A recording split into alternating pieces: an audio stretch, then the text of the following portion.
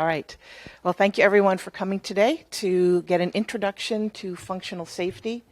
My purpose today is to give an overview and a context of functional safety and software, and to use a couple of case study that you're probably well familiar with, and to talk about what the Zephyr project is doing around functional safety at the current plans. My name is Vicki Chinicki. I'm the engineering director for the Lenaro IoT and Embedded Group.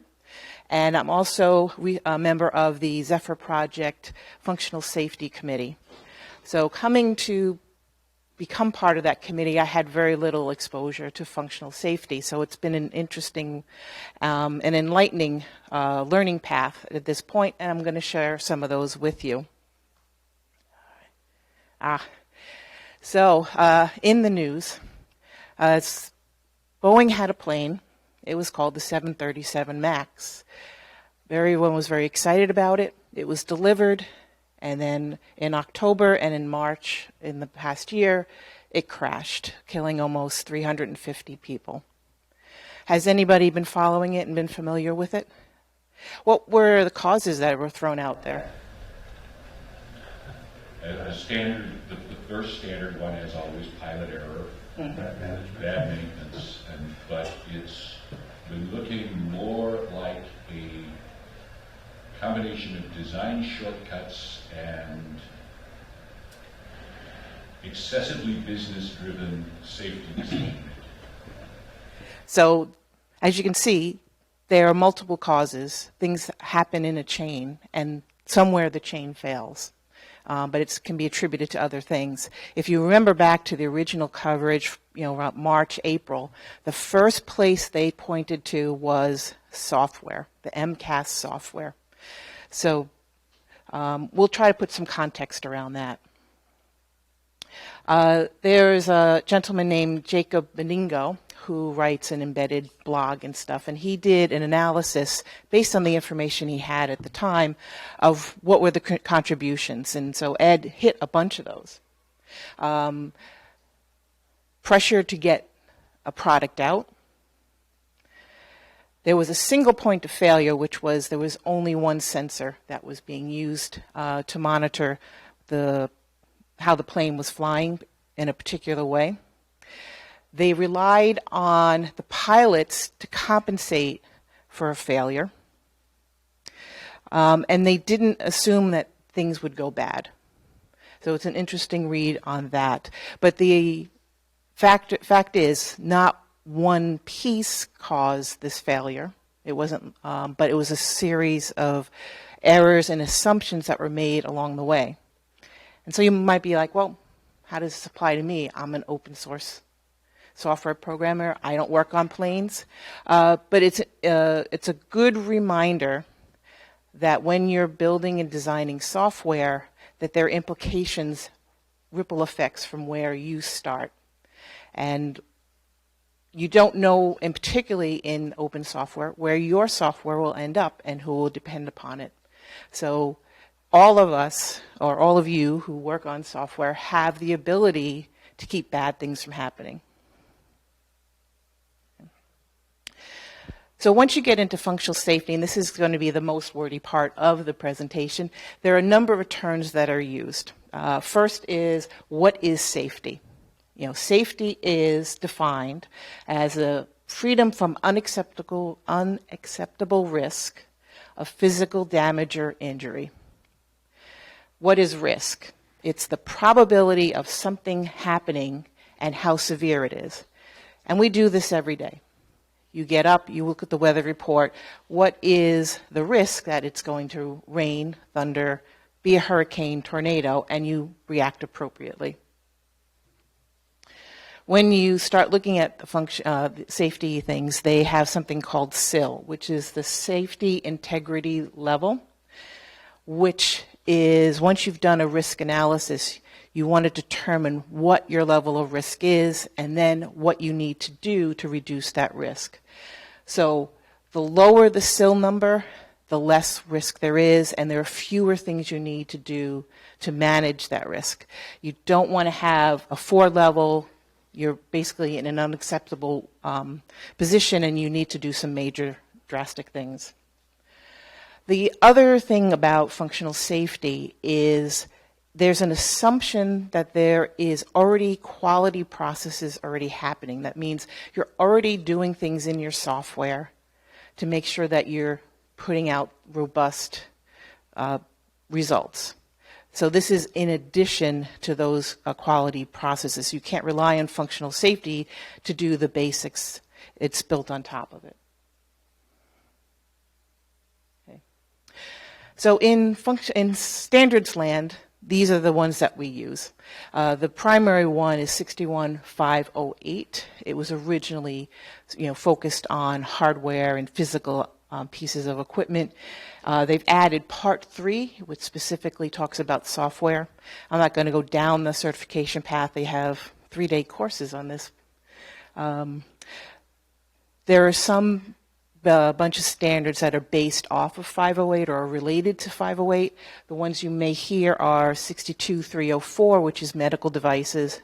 They said, yeah, great, 508 is good to start with, but we have more specific requirements, and they've included those. And another one that's getting much more play is 26262, which is automotive, which they consider themselves much more stricter than 508.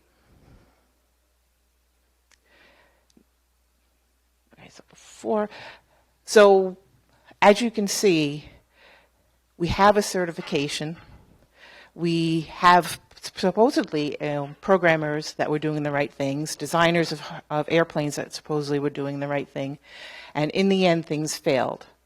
They failed because of the thing, we had that cascade in the product itself, the airplane, but there was also a failure in regulation, which we're not going to address here, but it's important to note that what you work on, the software ends up being in a system that consists of both hardware, software, regulations, politics, etc., and it becomes very difficult at times. So you need to do your best in the software side, so when other things happen, that the bad things don't happen. So what are some of the basics? So I said, okay, if I'm a programmer, I don't care about the numbers. I don't care about, various things. But what do you, basically, what's the outline of ensuring functional safety once, with the assumption that there are quality processes already in place? You already have your QA, your CI systems and stuff like that. One of the key things is to identify areas of known risk that are not, that there could be some issues, whether it's an interface to hardware, untrained users, etc. The next step, which is everyone's favorite, is you need to document things. So the important thing about functional safety is you're documenting both what you're planning to do and that you've already done it. You'll see similarities between safety and security strategies. So in security, in safety, you do want to try to separate safety components from non-safety components so that you don't have any unexpected interactions, very similar to security. And as part of all this effort, there's been a number of standards that have been put in place to make to focus on those areas that are known to be safety issues, and they often tend to be security issues as well. And the most widely used and well-known one is called Misra, and people will tend to use that as a starting point. In particular, you use Misra C, and it have a set of rules around what are good practices within your code and are not. So some are things like if, else statements should be terminated with an else, etc. As you're aware, C has been around a long time, and there are certain areas where it's perhaps not as strong as others. And these are, the standards are designed to help mitigate those risks that has there. So newer languages like Rust have safety and security more in mind, so they have fewer rules that you need to deal with. You have to find a way to enforce the standards if you're going to use them. usually through static analysis. But you also can't forget the human factor, which is human code reviews, which we typically do in open source through the PR system, are often ways to see the bigger picture and identify areas of risk or uncertainty. And then test, to make sure that you're following the standards and that all your interfaces and your interactions are what you expect. So what you end up with when you're looking at a full certification process is the VModel. You're probably familiar with that with software development, and so the initial reaction, particularly if you're working in open source, is like, I'm not going to deal with all this. This is, you got to document this, you got to run this, test this, and this. So that's the challenge we have in Zephyr, is how to bring functional safety awareness and habits without making it onerous and another addition into the process, because there's only so much you can enforce. So we're currently have a plan of moving forward. We're in Zephyr. We're learning as we go, because open source projects are typically not going through a safety certification process. So we're working on that, but this is our current plan. One is just to limit the amount of things we're going to try to certify, and so that reduces the amount of work. We will need at one point to go through and say, are there any particular areas in the small space in what we've selected that represent a substantial risk? And then we need to find a way to mitigate that risk through documentation, code changes, code updates, and then testing, and to document all that. So that's increasing the test coverage. One area we're working on now is what additional coding standards should we use within Zephyr, and then we need to say how will we enforce it, because having a standard isn't very useful if you can't let people know what it is when they submit their code. So there's a practical aspect of this. If we're going to take a subset and be only certifying a subset, we need to protect it. So the plan is, and this is also the security plan for Zephyr, is using the LTS of Zephyr, take a snapshot and create another repo we're calling Audible, and we'll do our work there. Just like in LTS, you're very careful about what comes in, so we'll be even probably stricter on the Audible repo about what goes in. The other key piece, which we do have in here, is that changes that are made in Audible should go back, so that everyone can have the benefit of the changes that need to be done. Okay. We are also, as I said, we're going to do a small subset. We're looking at the architecture primarily at the kernel level, making sure the things that we're going to be looking to certify will be non-vendor specific, but what are the core pieces of Zephyr, basically minimal viable product for Zephyr, make sure that we can do something with what we certify or propose to certify going forward. Okay. So I did mention coding guidelines, so more specifics of what we're intending. Misra C is what we're going to focus on, but there are some additional standards that are out there, and it gets kind of inbred, because you'll see, for example, with Cert C, we'll reference specific Misra standards and rules. Same thing with JPL and BAR. So we're going through a process now of determining what specific rules will we apply and add to the standard, and we'll need some tools to enforce that. Okay. So as an example, JPL, which is Jet Propulsion Lab, NASA, the ones who send things into space and all, they have some simple guidelines, which I thought I'd share. And they're good basic starts to coding guidelines for functional safety. Did I run through that quick? Oh, I did. Good. So if you're interested, I created a bunch of resources as I was working on this that if you're interested in more information about functional safety and about the 737 MAX. Any questions?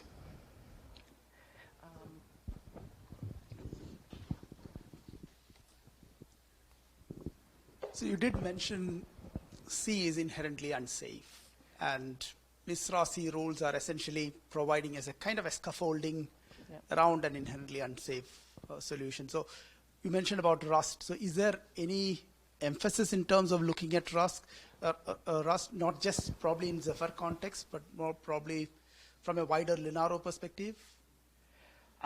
No, not at this time. I don't think Rust has much traction in the embedded world. You can correct me if I'm wrong, but we have to use the current environment, which is C. But I know there's been some hallway discussions around Rust, so I wouldn't be surprised if that topic comes up again. The reason I asked is, if you look at, there is the process element, which engineers hate. Yeah. There is the technology element, which is what I'm thinking Rust as. Yep. Which I'm hoping is probably the least resistant path from an engineering perspective. Yep. And that's where I was trying to find out, is there any kind of gathering of thoughts around that? Maybe legacy is what is holding us back. Yeah. But probably what comes new, provided we have enough confidence that Rust may be a viable solution for it. Yeah, just a thought. Yeah, and that's a good point of how can we help ourselves? But there aren't any active plans that I know of. I do know there are hallway discussions happening, but we'll see what happens in the future. Two things. First, a random observation that somebody did an empirical study of programs written in Rust versus open source C programs, and the Rust programs had a defect density of roughly half an order of magnitude greater. So, and the Linux kernel has one of the lowest defect densities of any product ever. And that's a tribute to process.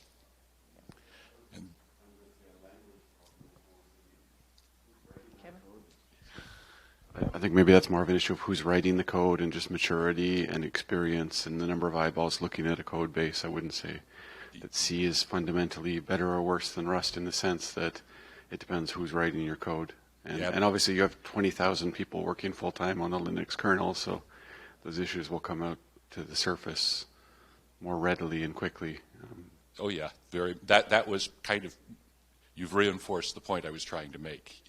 This is more important than the choice of language. Yeah, I agree. And the second is a question, have you been able to find a way of actually getting hold of things like the Misra standard in an open source friendly fashion? Because standard bodies tends to charge ridiculous amounts of money for their standards, so it's very hard for an open source developer to actually get access to a current copy of the standard, because most people don't have 1,000 pounds or so lying around.